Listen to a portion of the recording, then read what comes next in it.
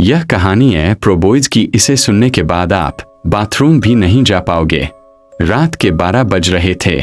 प्रोबॉयज ने अपने कंप्यूटर पर एक नया माइनक्राफ्ट वर्ल्ड क्रिएट किया। इस बार उन्होंने कोई सीड नहीं डाला, बस रैंडम पर क्लिक कर दिया। वर्ल्ड लोड हुआ, लेकिन कुछ अजीब था।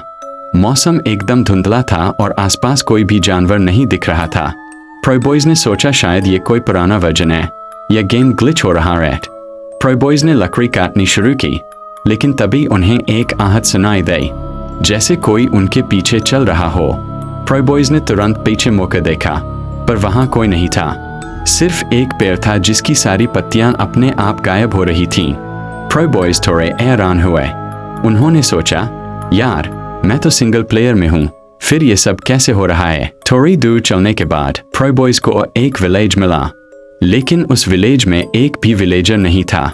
सारे घर खाली थे और हर घर के दरवाजे टूटे हुए थे। प्रोबॉयज एक घर के अंदर गए। वहां एक चेस्ट रखी थी। जब प्रोबॉयज ने चेस्ट खोली तो उसमें सिर्फ एक ही चीज थी, एक रिटन बुक। उस पर लिखा था, यहाँ से चले जाओ, वो देख रहा है। अचानक माइनक्राफ्ट वर्ल्ड में तेज बारिश शुरू हो गई और बिजली कड़कने लगी।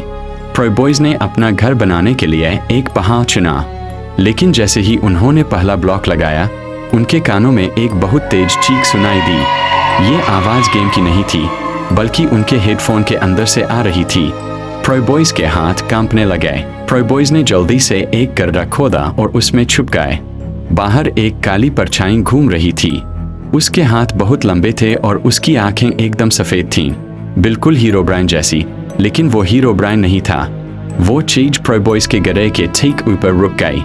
गेम की चैट में अपने आप लिखा हुआ आया, प्रोबॉयज तुम छुप नहीं सकते। प्रोबॉयज ने डर के मारे एक्सिट दबाने की कोशिश की, लेकिन गेम बंद नहीं हो रहा था। लैपटॉप की स्क्रीन थरथराने लगी। प्रोबॉयज ने देखा कि गेम के अंदर उनका कैरेक्टर अपने आप चलने लगा है। वो कैरेक्टर अब सीधा उस काली परछाई के पास जा रहा था। जैसे ही दोनों आमने सामने आए, लैपटॉप की स्क्रीन एकदम लाल हो गई। अचानक पूरे घर की लाइट चली गई।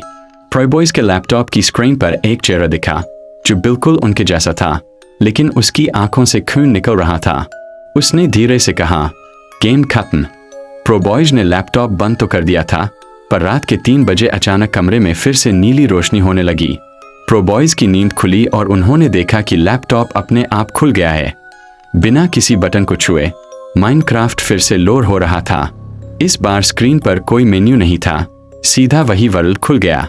प्रोबॉयज ने देखा कि गेम के अंदर अब बारिश नहीं हो रही थी, बल्कि वहां बर्फ गिर रही थी।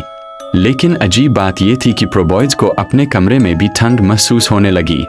गेम के अंदर का कैरेक्टर जैसे जैसे कांप रहा था, वैसे वैसे प्रोबॉयज के हाथ पैर भी ठंडे पड़ रहे थे। प्रोबॉयज ने सोचा, क्या ये गेम मेरी असली लाइफ को कंट्रोल कर रहा है। पार्ट 2 देखने के लिए सब्सक्राइब करें।